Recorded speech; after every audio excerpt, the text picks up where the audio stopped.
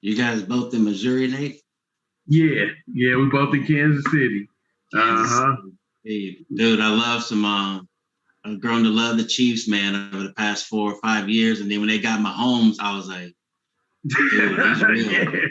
He's real. He's real. Yeah, when he got the KC, man, my mom and I both were just like, oh wow, we gotta keep watching this brother. He's a real deal. He is, I got high hopes for him, man. Like, you know, he did took his lumps, and now he can kind of experienced, you know, experience defeat, and that's what he needed to. You know, in order to be a real champion, you got to learn how to lose first. You know what I'm saying? They oh man, he took a beating that Super Bowl. Oh man, like, but dude, he kept playing. I'm like, that's some growing pains right there. It's Scrilltown space MO. Oh, I need to write that down. Scrilltown space MO. Mm-hmm.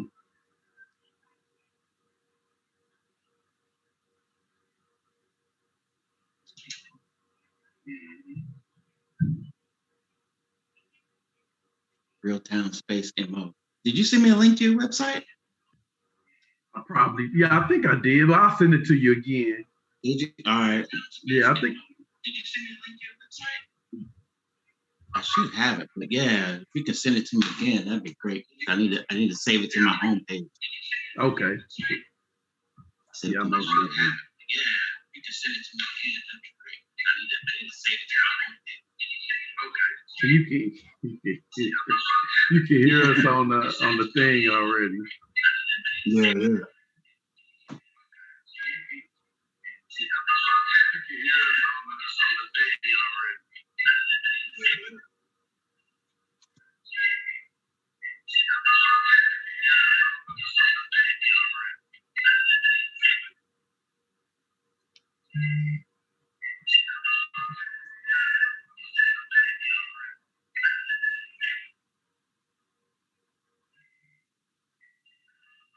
All right, red tea.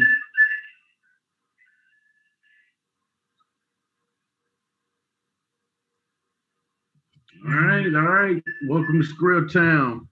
Let me turn this down real quick so I don't want to hear that. Put me on so I can see myself. Maybe not. All right. Going up. There we go. Welcome to Scrilltown. It's your host, Mr. Scrilltown himself, aka Freddie Skrill, Scrilltown MO, Scrilltown Clothing. We got an exciting show today. We have, let's see, let me back this up a little bit so I can see it, put it in perspective. We have an actor, screenwriter, director, entrepreneur, and rising author who finished as a finalist in several international screenplay and contests in 2008, 2009, and 2010 with over a dozen screenplays. He is also featured on the Independent Film Channel during a 1-hour short film showcase of rising filmmakers and directors. He's enjoyed being in films in California and North Carolina, 2 states where he's met and learned from A-list to legendary actors, including the late yet never forgotten Mickey Rooney. Give it up, y'all, for Freddie Robinson. What's going on, Freddie, man? Hey, what's up, Nate? Scrilltown. Yes, sir. Yes, sir. Yeah. How you doing, man? I'm good, man. I'm blessed. I'm staying healthy and getting healthier, and staying creative, so I can't complain. Yeah, man. It's nice to meet you. I'm glad you're giving us the opportunity on Welcome to Scrilltown, man. This is huge. A lot of people don't know, but I met Freddie. Yeah, I met Freddie on LinkedIn. He had a casting call for a table read where he had written a play. and I was one of the characters in it. So I read it, man. It was wonderful. It was my first time doing it. I had a good time. We had several other characters in it, and I'm excited on what direction that's going in. But yeah, man, he is a very highly talented screenwriter and actor, man. And I'm glad that you're on the show with us tonight. And I just want to kind of just want to know if you could tell us a little bit about yourself outside of what I read in the intro. Yeah. And you did an awesome job, by the way, too. My wife could hear you. She was in the background in my office, and she was laughing. So, man, you did awesome, dude. You all did great, man. You brought a lot of flavor to that, man. So that's what I try to do, man. That's still moving in the right direction. I'm still finishing up the rewrite, and then this week I'll work on the shooting script. With shots and angles and all that, and I'll be sending it to a very highly reputable, successful visual effects guy who's over in India now with his own business, and he's won some Oscars with a company out in LA on some major films. So and then getting into the storyboard artist, so that's still moving in the right direction. To rewind, tell you a little bit about myself. I was born in Hickory, North Carolina. That's my hometown. I was raised in Southern California, moved to Cali with my parents when I was like a year or two old. Went to high school, graduated high school in Cali. Worked in a family barbecue business with my dad growing up in Santa Ana, California. Yeah, so that I got exposed to athletes and celebrities like early on, from the Redskins, the Rams, the Angels, Rod Carew, Eric Dickerson, me and my buddy, we used to run into Easy-E at the mall back in the days. We catered parties for the Jackson family at Neverland Valley Ranch, Joseph Jackson Day in '91, and it was just a family there. So after high school, worked in the family business, restaurant for a bit, management, and then I branched out on my own. Worked a 9-to-5 delivering furniture for Sears and Leaseway Transportation out of Santa Ana, California, like 92. It was 92, 93. Delivered furniture to John Singleton. Really? God rest his soul. Yeah, right after he got done.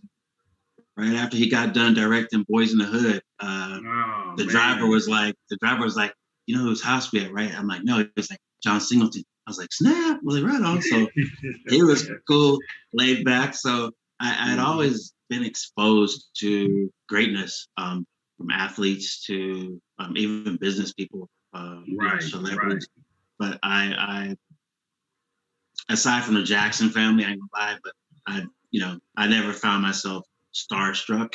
But when you see Mike for the first time, or you see Janet coming across the living room with that Rhythm Nation hat and some tore up jeans while I'm eating jelly beans with the mom in the kitchen, your mouth gonna drop and you get a little starstruck. I'm gonna keep it real. So, yeah, most definitely. But outside of that, I've never been like, oh snap, that's so. So, if I look back over the years growing up, I've always had some exposure on some level or another to great entertainers and athletes. So I went to paralegal school after working for Leaseway Transportation, and then I decided, I was done with that. I could have finished, but I thought about it. And I was like, well, paralegals do all the work. Attorneys go in the courtroom and get paid. So, right. Yeah. So after that, I relocated back to North Carolina for 16 years, where my roots are.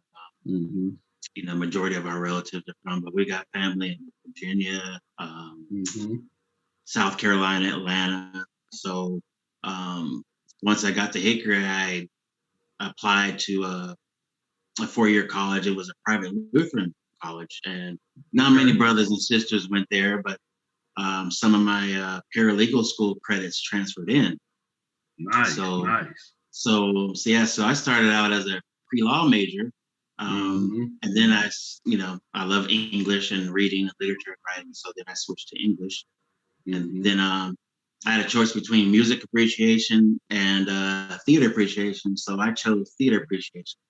So that's where my journey as an actor and screenwriter and producer and director for stage and screen started, was at that small private Lutheran college, which ironically enough is where Denzel Washington's wife graduated from there. Wow. Yeah, we had there's a post-production coordinator who worked for Lionsgate, worked on Monsters Ball. We're classmates, went to school together. Frank Mosier came out of LR. Burgess Jenkins, who was a racist kid, kicked off the team and Remember the Titans. Yeah. And then he worked and studied under Jeff Goldblum in the management technique. He's originally from Winston-Salem. He came out of LR, but ironically enough, he never did any theater with it. He never did any shows with it. So, but that's how I got my start, was Donegan Smith, who's old school actor for stage and screen. I don't know if you remember the old Grey Poupon commercial with the two voices. Yeah, I remember Grey Poupon. He was the one passing the mustard. Ah, okay. Yeah, okay. Yeah, so pass me that Grey Poupon. Yeah. So he approached me after theater appreciation class and asked me, hey, we're doing this production here. I don't know if you have any experience as an actor, but we need a Black actor. And it was Of Mice and Men by Steinbeck. So I did a one-on-one reading with him after in class for Crooks, and he said, yeah, you got a natural thing for this. He said, what do you think about it? Want to come out and just audition and go through the motions? We'll see what you bring to us. Like, sure. So anyway, long story short, I got cast as Crooks, and then after my performance in that, he mapped out the rest of my stay at LR to where we did so I was Jim Casey, the preacher, in The Grapes of Wrath. I was Oberon in Midsummer Night's Dream, but we had it set in the 70s, music and all. So I was like Pimp Daddy Oberon. Yeah. With the butterfly collar black shirt and the white pants. And they took a broomstick and painted it gold, and then a wooden ball and put an 8-ball on it. So that was right. Like Pimp King right there. So then and then my grand finale, so to speak, he precast me like a year and a half before auditions for Othello, as Othello. Oh, wow. And that was like my serious, like, pivotal turning point as an actor, because due to the type of wardrobe we was gonna be wearing, just like leathery tight pants that were purple and whole uniform that was according to period. Like the jacket. The jacket. So I dropped 20 pounds. Wow. Yeah, I dropped 20 pounds. I went through like at least 4, maybe 5 copies of the script, because I would just score the script and break it down before I started memorizing lines. So my scripts always looked like a road map. I had colored pencils, for everything, and arrows going here and up and down and straight, and I'd rip it apart and put it back together again, then memorize it. And then I researched, previous great Black actors, Oscar Robeson, who else? Oh, Lawrence Fishburne with Kenneth Branagh, the film version. So there was a lot of reading and research I did. I found some references to proverbs out of the Bible that were in there, that were subtextually in the script, in the original script, the stage script. So I believe Shakespeare was real heavy into the Bible because the language is biblical. Right. So I have no doubt in my mind. So that was that stretched me. That took me to a whole new level. I failed 3 classes that semester, but I was he. I was he. I walked the mental tightrope with that. Right. Because there's so many waves of emotion, in one monologue with that many lines. That's the abridged version of the monologue. The original is like that. Right. But, so many waves of emotion that it just you really got to be careful with it. I mean, obviously I felt 3 classes that semester, but it was worth it because I won the Sam Baker Award and scholarship for Best Actor. Absolutely. Which was cool. So, but that's where I got started, and then stage, like, that stretched my tent, so to speak. So, but while I was in college, I started getting into extra work for film. And then, for years, North Carolina was 3rd in filmmaking in the U.S. Wow. So, okay. Yes. So Donegan taught me, that you can't go into the industry with I'm going to be a star and make millions mentality. He's like, you got to look at it as a business standpoint, learn as much as you can. Absolutely. I just did. Oh my God, you just read my mind. I just did a little segment on Facebook Live saying exactly what you just said. What I'm saying?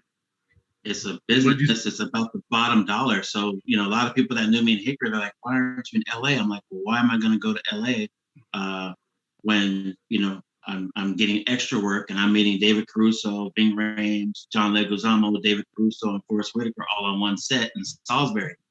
Right. You're getting the experience. I'm getting experience. And then I auditioned for the Green Mile while I was still in college. Wow. So that's huge. I didn't get the part. I wasn't big enough. But when I saw the movie, I was like, okay. When I saw the movie, I was like, okay, no wonder. You just. Yeah, I get it. Yeah, Spielberg said it. No, this man has to be this big. Otherwise, it doesn't sell. Right. So, with casting as an actor, you can't take it personal. Just cherish the experience, relish the moment, move on to the next one. So, so from there, then I got an local agent in Hickory, and then I signed with an agent in Charlotte. Then, I was, doing Kohl's commercials, I was just, fashion model, so to speak, or whatever. Some of my other biggest auditions, I auditioned for Wilmington. I auditioned for Tears of the Sun. Wow, okay. I auditioned for Ray Charles' story. Really?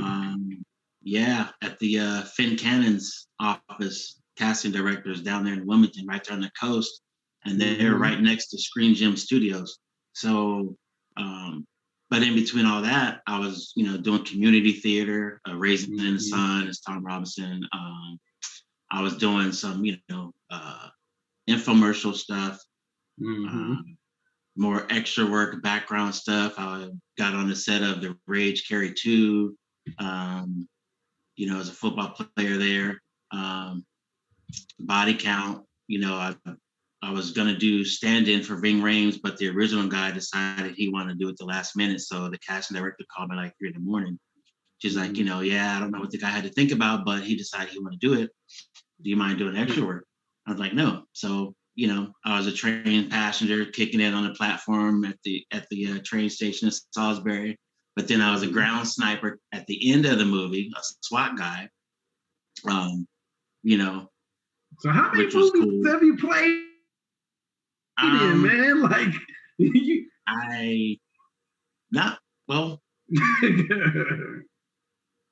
all of my credits for stage and screen are on my IMDb page, which is fine, but the moments and the experiences and the people I learned from, like Shirley MacLaine on the set of Bruno, that was just that was about in Raleigh where she was starring and directing. And so, I like to get nosy when I get on film sets, and I ask questions, when I can peep it out and see everything's cool. And then the directors and producers usually end up offering me a seat and allow me to hang out and learn.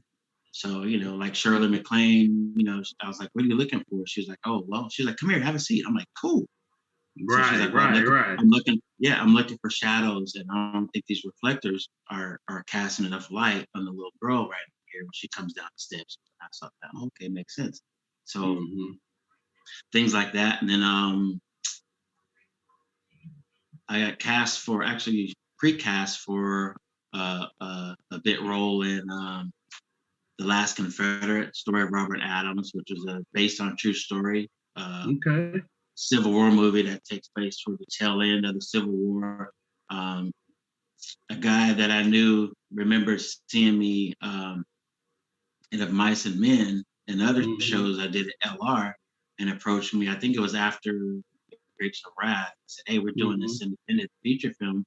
You know, it's Mickey Rooney's in it, Amy Redford, which is Robert Redford's daughter, Right.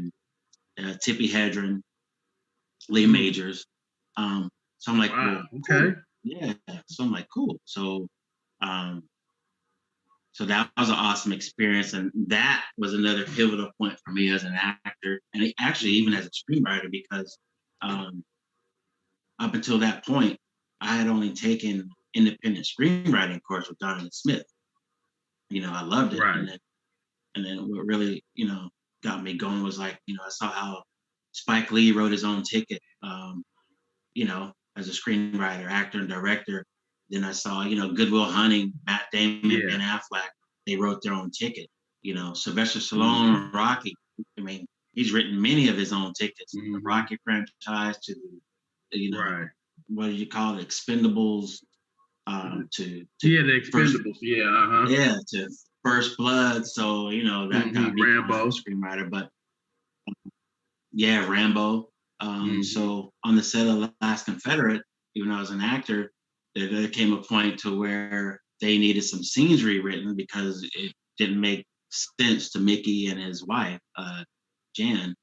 So I volunteered. I said, "Hey, Julie, you know, I can write. Let me take a look at it." He's like, "You sure? You sure you only got like 10, 15 minutes?" I'm like, you know, okay, 100-something page script. I'm like, "Yeah, give it to me." So I combed through it, went through it. I asked Mickey, I'm like, what it was that he was struggling with the story. He's like, well, up until this point, there's really nothing that leads me into this, and I'm not sure where it's going from here, because, you know, like with screenwriting, if you don't introduce the gun in the first 10 pages, you know, visually, then you can't put it in the character's hand, like, you know, on page 40 in the second act. So I jumped on it. I rewrote like 3 or 4 of his scenes, took it to the little casting office on set or whatever, production office on set. And then they ran it to Mickey, and Mickey and his wife were like, "Yeah, that's cool. Makes sense now." So I was like, right on, you know. So Mickey looked at me, he goes, "Quash, you did this. You're pretty sharp." He called me by my character name, Quash. So he said, he said, "You're pretty sharp. Stick with it." I was like, right on. So I wrote those words. I stick with it. Stick with it, man. And, yeah.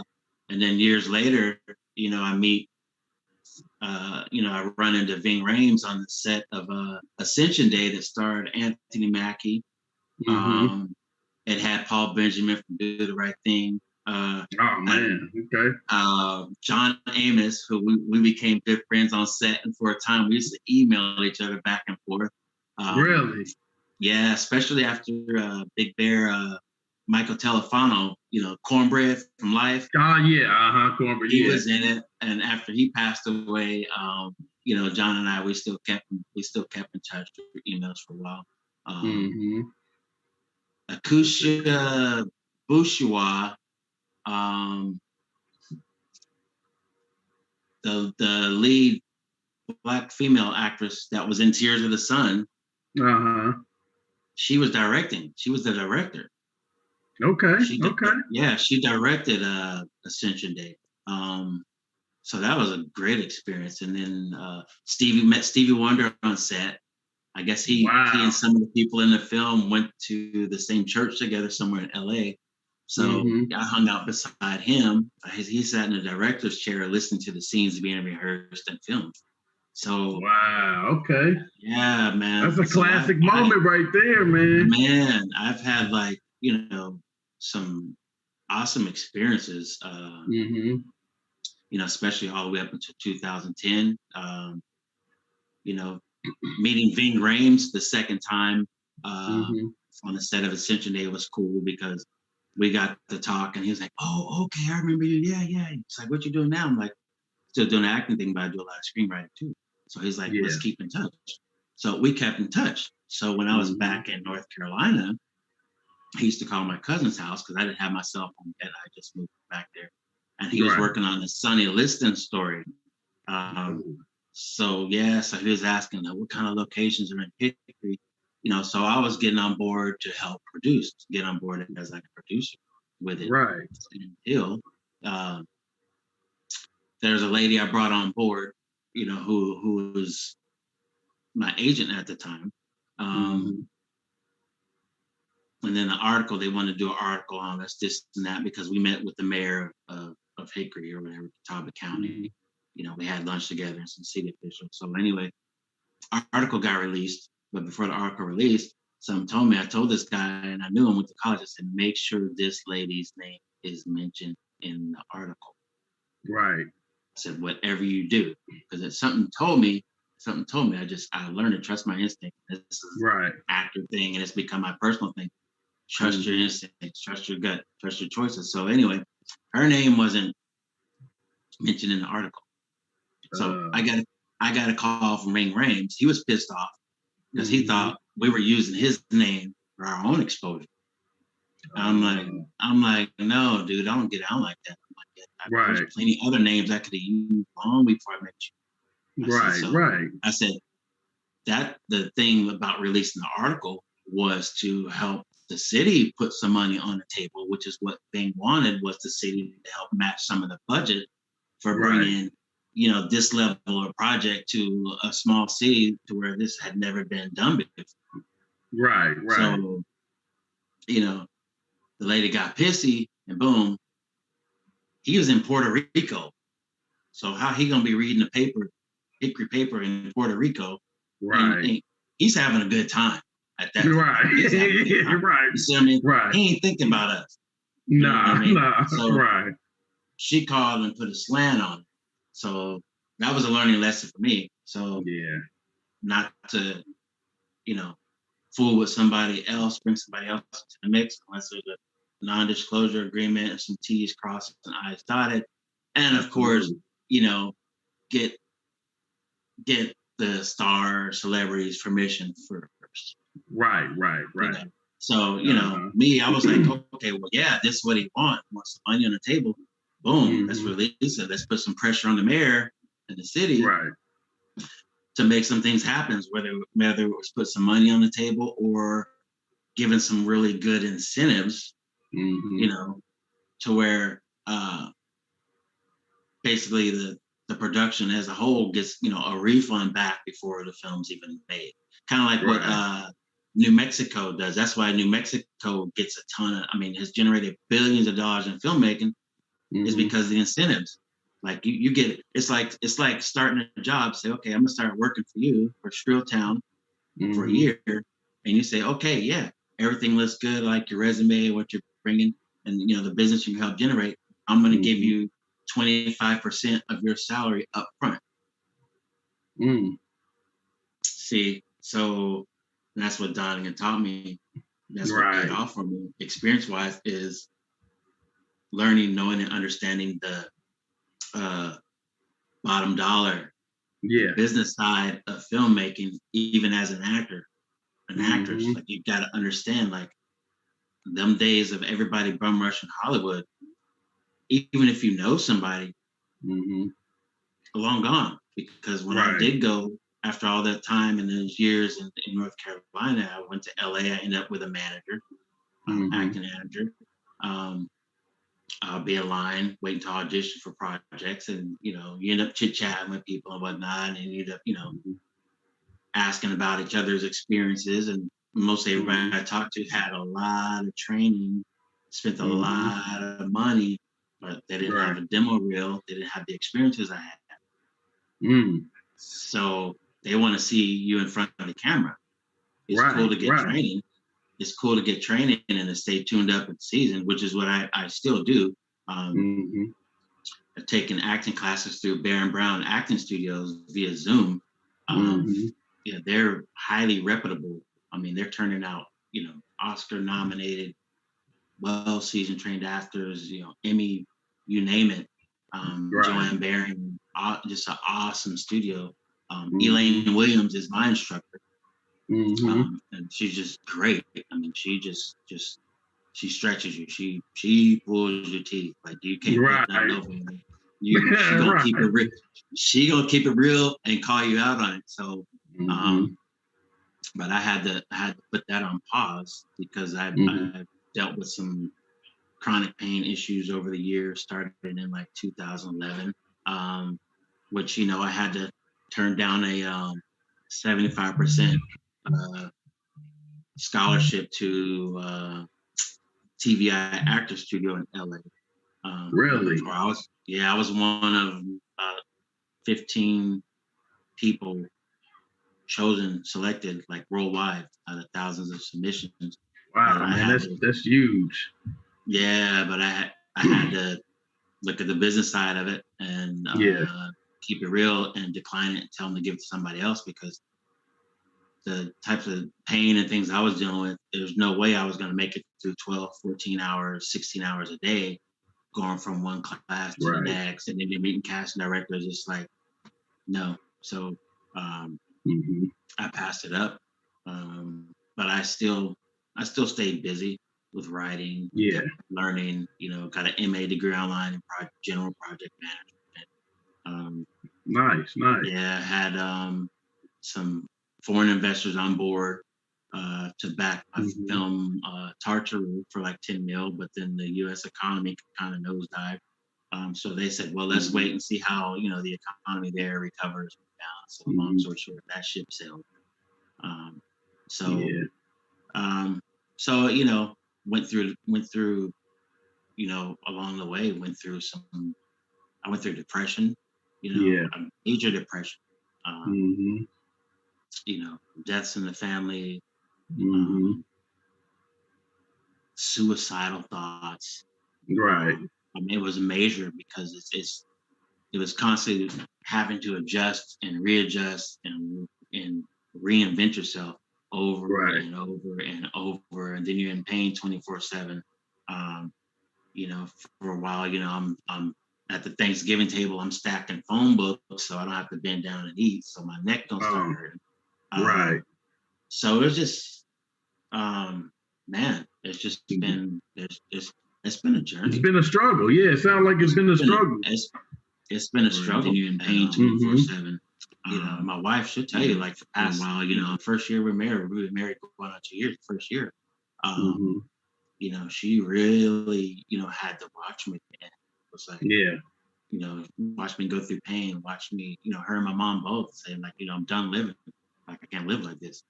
So it was just excruciating. I was tired of meds. I used to juggle 13 to 15 prescription meds, and I got tired of taking. So I myself, dwindled it down to like 3. And then now, this doctor that works in the same office building as my wife, Dr. Simmons, he's awesome. He's like a specialty chiropractor. Okay. And been seeing him like the past 6 weeks, and it's just like a major difference. Like, I haven't gotten only prescription I've gotten refilled was my ibuprofen and my Wellbutrin, but I don't take those on a regular basis. So, it's been, it's been a journey. Like I can see why, unfortunately, like you had your Heath Ledgers and other actors and actresses. I'm like, man, I wonder what it was that they were going through that made them want to say, I'm done with this. You never know. So I learned from them. Yeah. So I learned from them, like, nah, I got a lot going on. I got to keep going. So that's what I was gonna say. Like, fight through it. You have to fight through it. And I retrained my mind. I remember a message from T.D. Jakes, and like, there's nothing more powerful than a changed mind. Right. And so we grow up with these teachings and sayings and these paradigms and stuff they instill in us in school. You have to do this in order to do that, and you have to do this 9 to 5, but they don't teach us how to invest. They don't teach us that, money does grow. You make an investment in a stock in Robinhood, you invest $1 in a $2 a share company. you log in and check your account and your stocks the next day. Instead of that $1, you've got $1.20. So that's how money grows and works for you. So I've been studying that a lot the past few years. So I really like investing and trading and whatnot. So, I think as entertainers, just in general, but especially as actors and entertainers, and especially being a brother or sister in America, you need to know, you need to learn, and have some financial knowledge. Yeah, absolutely. If I could beat it into people's head, I would tell them, because a lot of times when I talk to people, I tell them you got to be business minded when you're trying to, dibble and dabble in the industry. But you have to, like you said, you got to have financial knowledge. You got to know what grows and what doesn't. You got to know when to make the right decisions versus making the wrong decisions. In your case, what has kept you strong and kept you encouraged to do what you've been doing for so long? Like, what keeps you going? My mom, always praying for me. Things people have said to me, like Donovan Smith, Mickey Rooney, the experiences and conversations I've had with, Ving Rhames and John Amos, and just being able to watch and learn from them.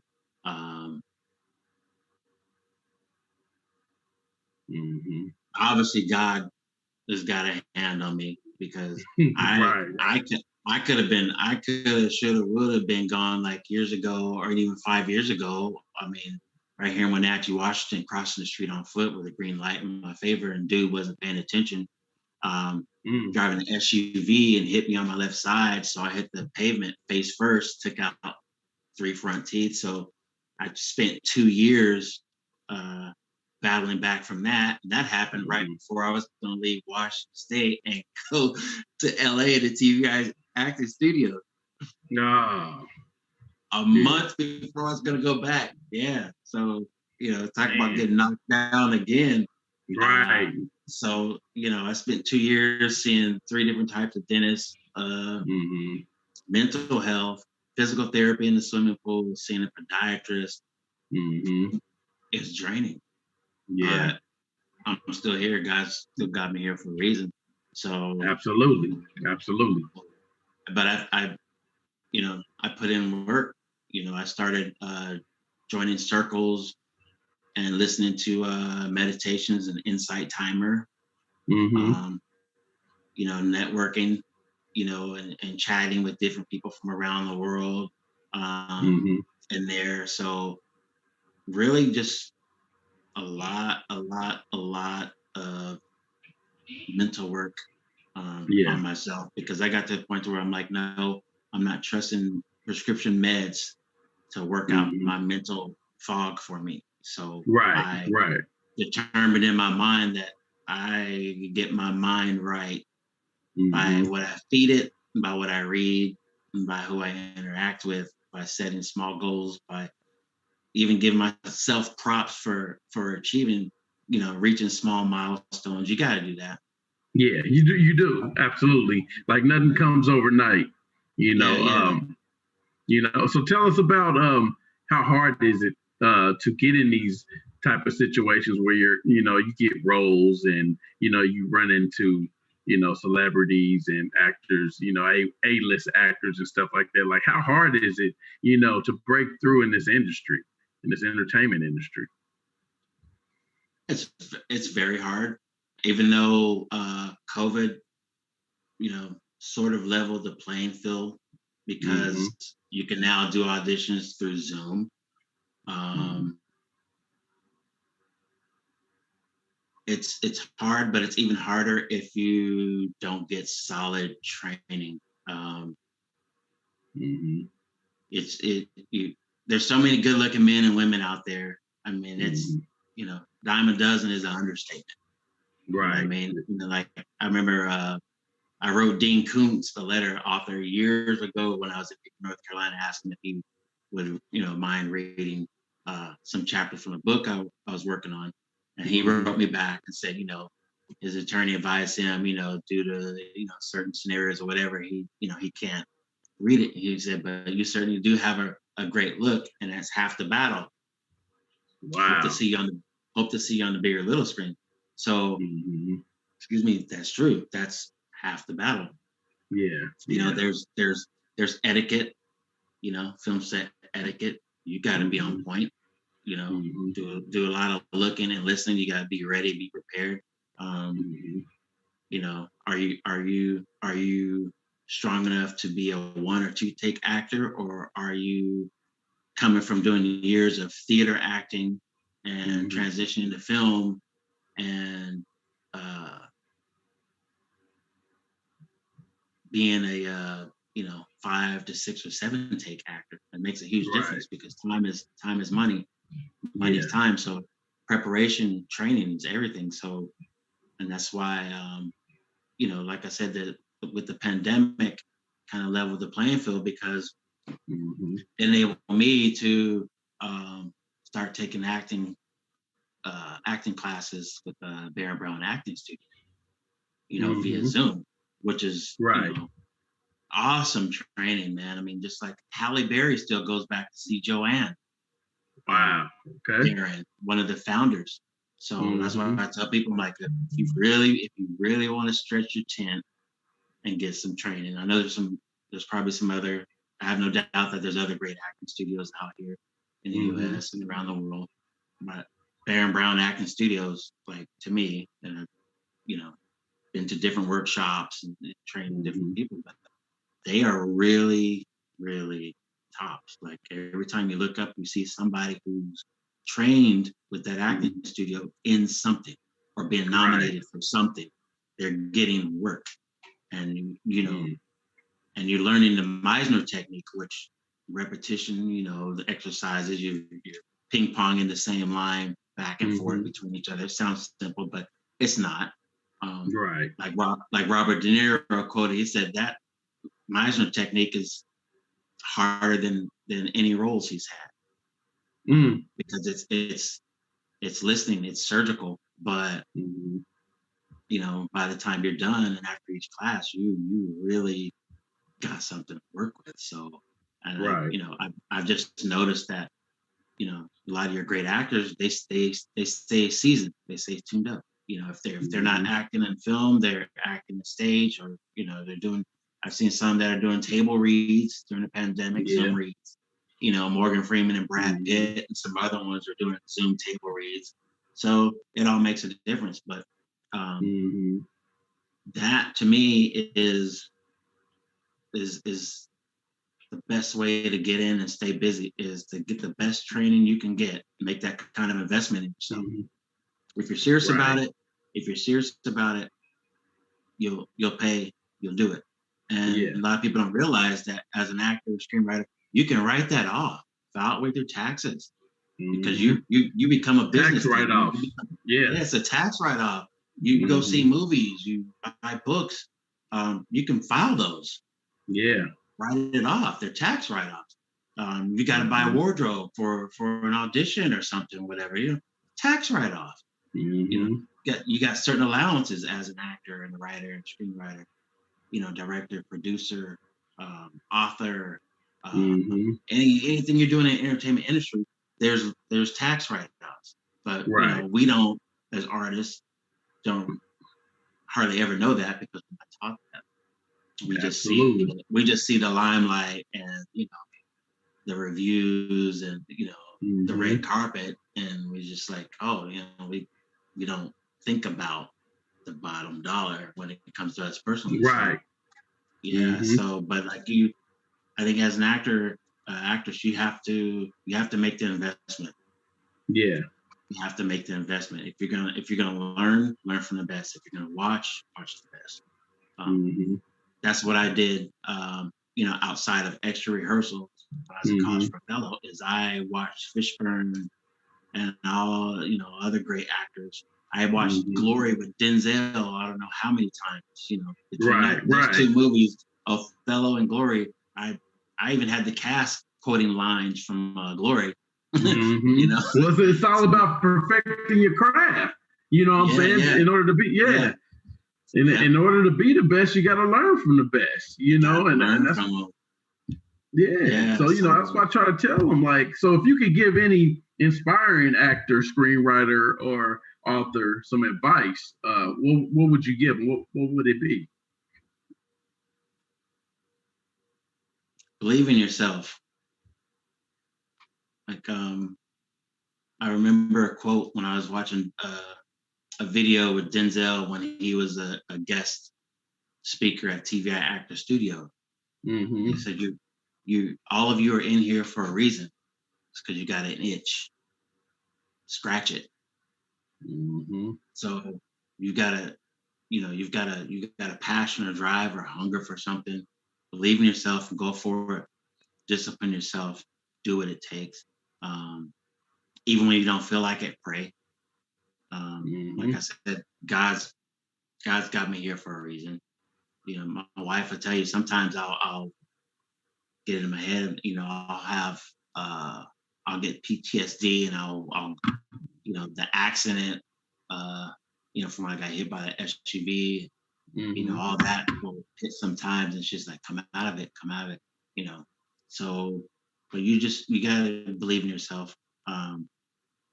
And know that you're here for a reason and that you can do it. It's not overnight. Right. Lay bricks. Lay one brick at a time. Lay bricks.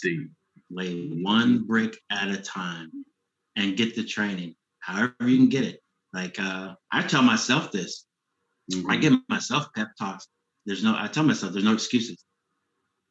If you want to learn something, if you want to polish up on something, there's no excuses. You can read screenplays for free online, which as an actor is a great thing to do. Author, screenwriter, you can read screenplays online. You can go to YouTube and find videos on the Meisner technique. You can go to Pinterest and type in acting tips, and a whole bunch of stuff will come up that'll lead you to websites. There's a wealth of information about everything. And the upside to the times we're in now is that the world is at a standstill for the most part. So everybody, there's a lot of people, professional people, giving away information for free online. Yeah, so they are. Free game. There's no That's what I call it. Yeah, it's wide open. So there's no excuses for me not to tune up as a screenwriter, as an actor. There's no excuses for me to be broke at the end of this year. I'm learning through 2 different platforms outside from my screenwriting editing. I'm learning day trading and Forex. And investing. I'm reading stocks. I want at least 100 companies. I don't care if it's 1 share in each company by the end of this year in my portfolio, because those dividends add up, whether it's a penny, whether it's 4 cents. And a lot of people like Nikes. Before you go buy a $100 pair of Nikes, set up a Robinhood account, put the $100-something on 1 share in Nike, let that money start working for you, and invest in some other companies that are paying dividends, some penny stocks, blue chip stocks. And then next thing you know, you start, they start paying you money.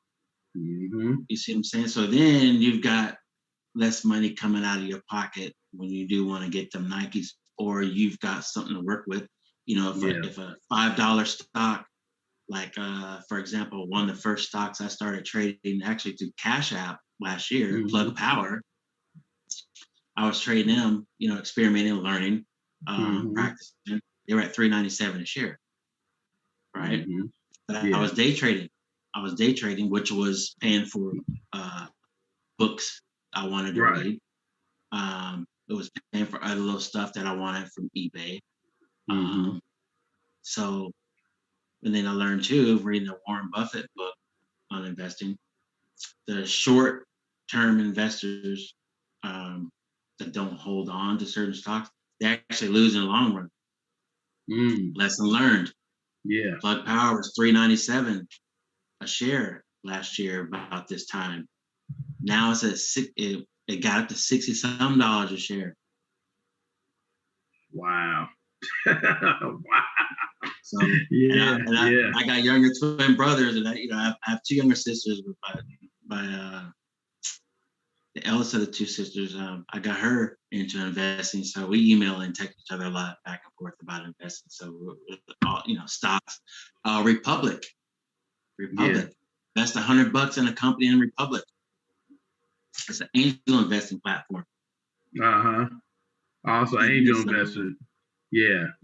That's used too. That's used too. Yeah. So you got like startups, you got Latino entrepreneurs, you got Black entrepreneurs, you name it. You got people with these cool products that are becoming necessities now. Yeah. There's a big need and demand for them now, especially since it's COVID.